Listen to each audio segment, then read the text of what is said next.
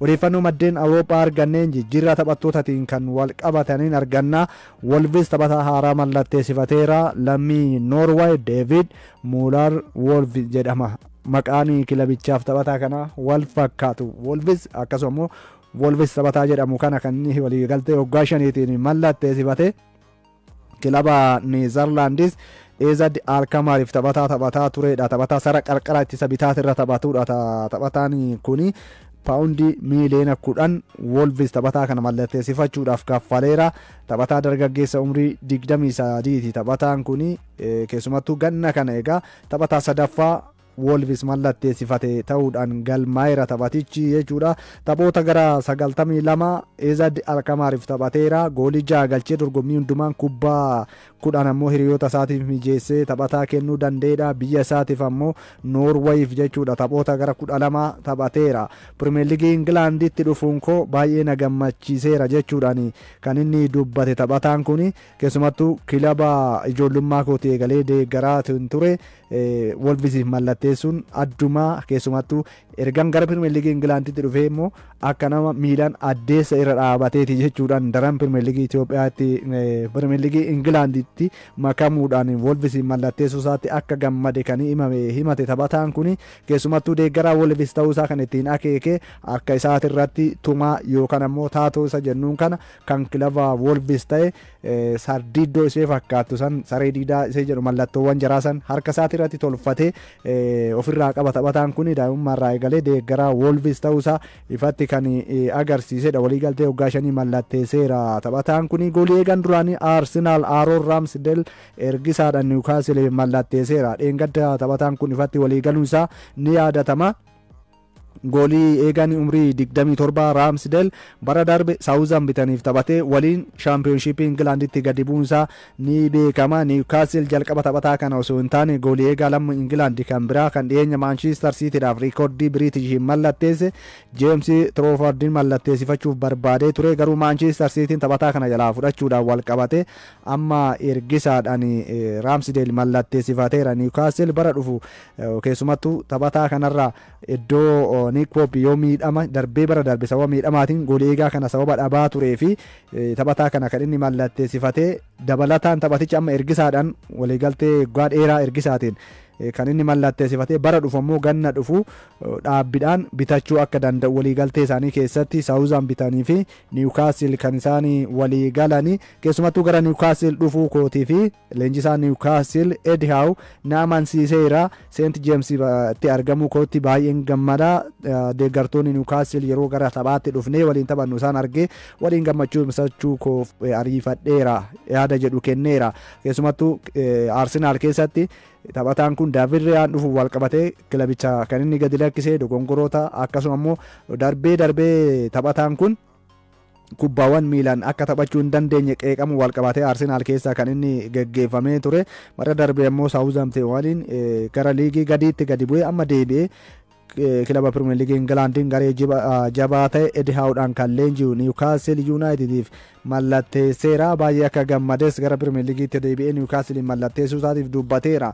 Morkiin Manchester United fi Newcastle United ammoo Benjamin Sheshko mallatteessifachuudhaaf godhan cimeera. Garuu gara tokkotti kan duufe kan fakkaatu jijjiiran amma Benjamin Sheshkodha kuni har'a garee Eddie Howe kan Newcastle jechuudha euro miliyoona 80 yookaan ammoo paawundii miliyoona 65.5 dabalataan paawundii miliyoona 4.5 walumaa gala hanga paawundii miliyoona 70 yookaan euro miliyoona 80 ta'u RB Leipzig akka dhiyeessedha. Akka gabaasa The Athletic akkasumas Sky Sport dabalatee miidiyaaleen hedduu akka gabaasaa jiranitti Newcastle Alexander Isaakin ammas amantaarraa akka hin qabnedha. Taphatichi imalli inni gara Liverpool akka hin goolabamnedha. Turmaan isaa shakkii akka qabu ifatti miidiyaaleenis gabaasaa kan jiran. Kilabichi illee kanuma shakkuudhaan taphataa sarara fuulduraa lammii Sloveeniyaadha kana euro miliyoona 75 dabalataan ammoo ga'umsa isaa ilaalee euro miliyoona 5 dabalee walumaa gala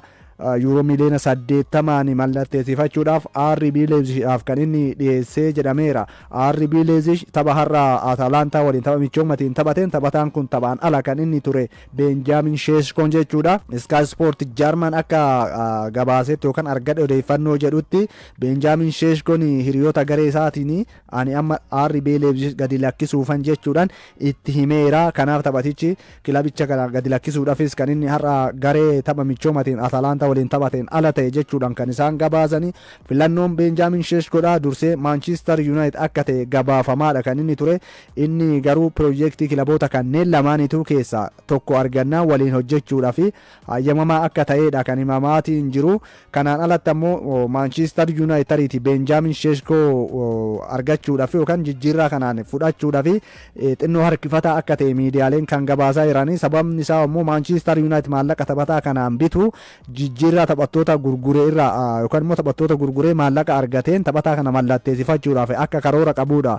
BBC Sport kan gabaase taphattoota akka Garnaachoo dabalatee Jadon Sancho kan biroos Manchester United akka gadi lakkisan kan eegamu. Kana alatti taphattoota mindaa olaanaa qaban Manchester United keessatti hafan keessaa taphattoonni akka Casemiro ammas kilabicha keessa jiraachuun Manchester United taphataa biraa mallatteessifachuudhaaf rakkoo maallaqa taphattoota irraa gurguree argachuudhaaf eegaa akka jirudha. Miidiyaaleen biyya taphataa kanaa yookaan immoo miidiyaan Slovaaniyaadha akka jedhanitti ammoo Benjamin Seskoon filannoon isaa amma Newcastle ta'ee jechuudhaan kan isaan gabaasaa jiranii. Jalqaba akka inni Manchester United filate The Athletic dabalatee miidiyaaleen baay'een gabaasaa turanii. Miidiyaan biyya isaa garuu filannoon Benjamin Seskoodha Newcastle United jechuudhaan gabaaseera. Leenjisaan Manchester United Ruben Amorim keessumattuu garicha caalatti fooyyessuudhaaf akka barbaadan kan isaan dubbatanii garuu haala gabaa taphattoota kan Manchester United irratti hundaa'uufna yaada jedhu kan isaan dubbatan. Taphattoonni ga'umsa ammatti Manchester United keessatti fooyyessaa jiran baay'een jiranii kan kilabicha gadi lakkisanis waan jiraniif kanaan booda Manchester United taphattoota haaraa mallatteessifachuudha dhimma taphattoota gurguruu kanarratti xiyyeeffachuu akka qabudha. Yoo taphattoota hin gurguranne Benjamin Sesko mallatteessifachuudha Manchester United akka rakkatudha yaada isaanii keessatti kan isaan dubbatanii. Kana hordofeet egaa Newcastle United kophaa isaatti Benjamin Sesko dhuunfachuudhaaf akka itti dhiyaate miidiyaaleen kan gabaasanii yuuroo miliyoona 80 kana gatii RB Leipzig barbaadu akka ta'ee fi gatiin kunillee riikoordii Newcastle akka ta'e kan gabaafamaatiin jiru. Kan waliigalan hoo ta'e ammatti maallaqa kana dhiyeessuudhaan alatti waliigaluu isaanii wanti gabaafame hin jiru.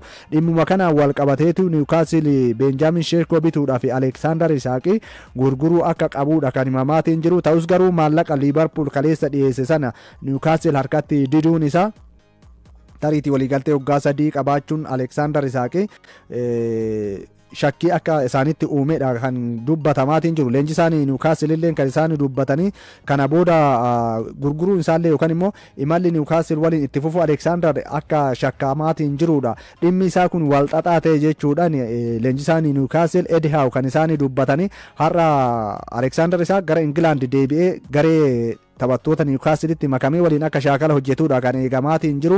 Kanuma wal qabatee leenjisichi dubbiin Alexander Isak kun wal xaxaa ta'eera.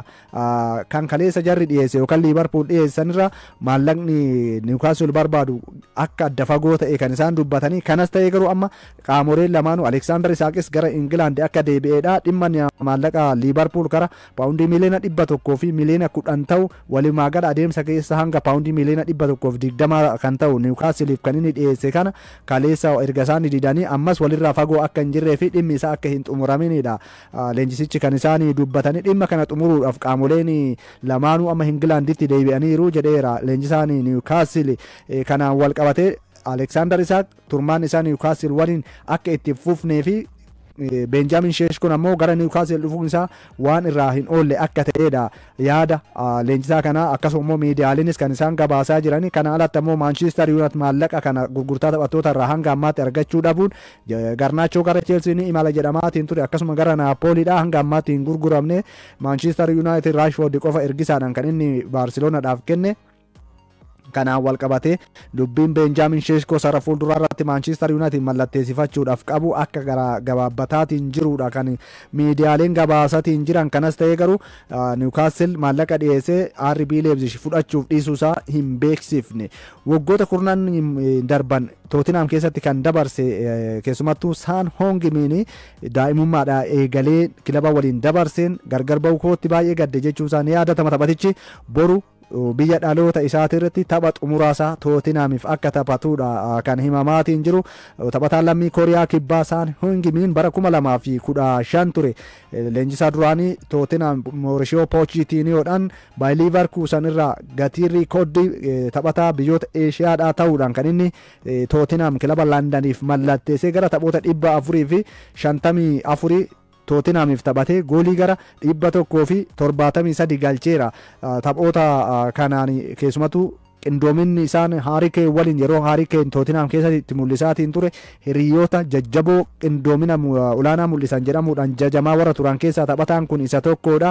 Bara darbe ammoo Tootinhaam waggaa 17 booda waancaa akka argatu waancaa liigii Awurooppaatti akka deebuuf taphataa gargaare dursaa taphattootaa ta'uudhaan kan gargaaredha. Saan Hoongimiin amma ifatti Tootinhaam akka gadi lakkisu beekameera. Waliigaltee hanga bara 2026tti qabaatus amma gara Meejor Liig Sooker akka imaluudha kan eegama. Jiru Saan Hoongimiin murtee ulfaataadha jechuun isaa ni beekama. Taphataan kun erga murtee kana himateen booda amma tapha xumuraasaa kanaan boru deeggartoota Tootinhaamitti nagaa dhaammachuu danda'aadhaaf kan inni eegamu.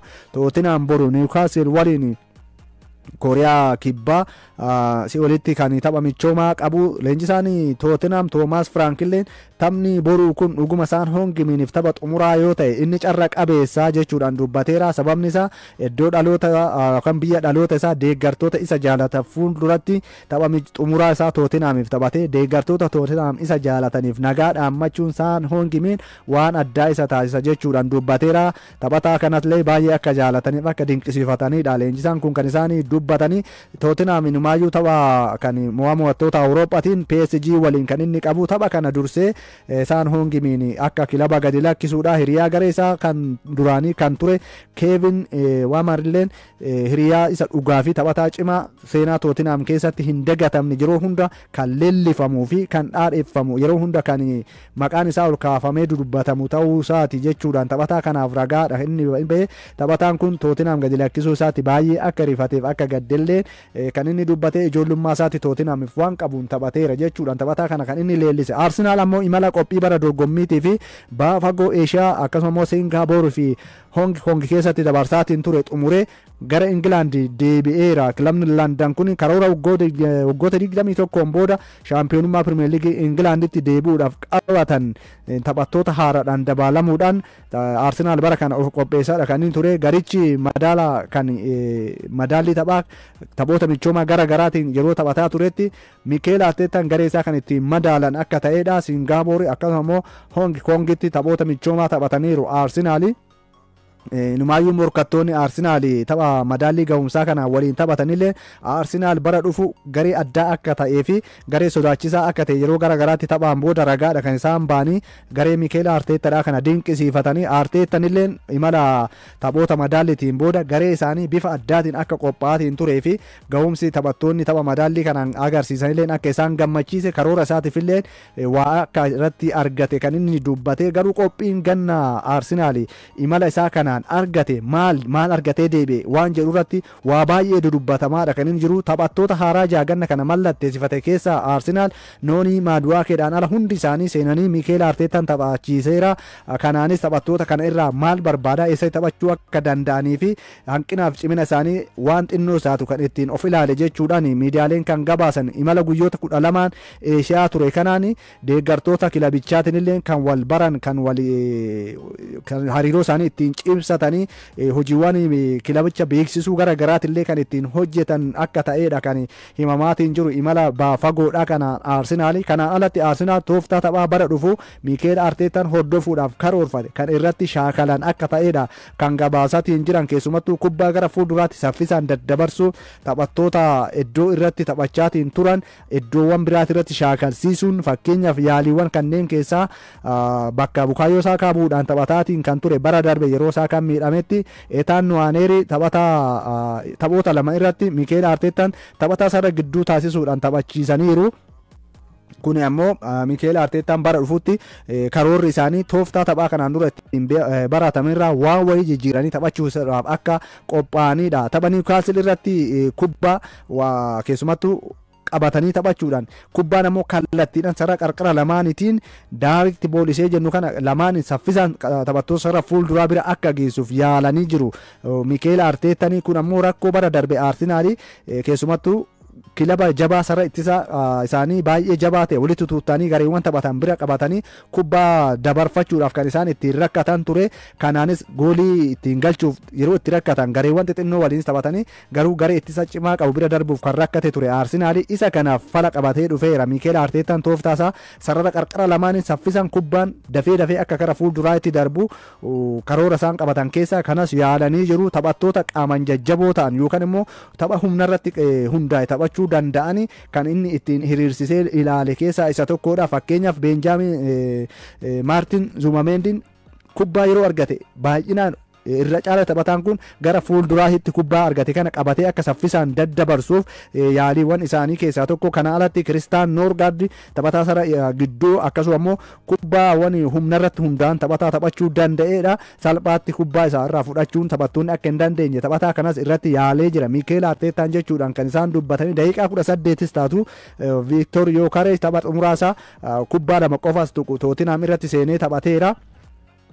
Kanaaf karoorri Mikel Arteetaadha bara dhufu keessumaa taphattoonni sarara qarqara lamaaniin saffisaan kubbaa gara fuulduraatti taphattoonni sarara ittisaa akkasuma goolii eega irraa kaasanii kubbaa gara duubaatti deebisanii taphachuu qofa osoo hin taane saffisaan sarara fuulduraa duratti akka ga'u qarqara lamaaniin ammoo sarara ittisaa garee faallaa cabsanii dafee kubbaan Victor Yokeres bira akka ga'uuf yaaliiwwan Mikel Arteetaan imala biyyoota Eesiyaadhaa kana yaale keessaa isa tokkodha jechuudha miidiyaaleen kan gabaasanii. Kanaan alatti kubbaawwan dhaabbii bara darbe goolii hedduu ittiin galchuudhaan Mikel Arteetaan ittiin yaalan keessaa waa wayii akka fooyyeessanii mala addaatiin ammoo kubbaa dhaabbii yookaan kubbaa rogaatirraa yoo goolii galchan taphattoonni baay'inaan yoo xinnaate 5 ol ta'an sarara peenaalitiitiin ala qarqararra tarree galanii dhaabbatanii kubbaawwan kun yoo rukutaman goolii galchuudhaaf akka isaan ittiin of qopheessan shaakalaa akka turan hojiiwwan Mikel Arteetaan imala biyyoota ba'a fagoodhaa Eeshiyaa Hong Kong fi akkasuma immoo Singaaporitti shaakale keessaa akka tokko isaan keessaa tokko akka ta'ee fi Mikel Arteetaan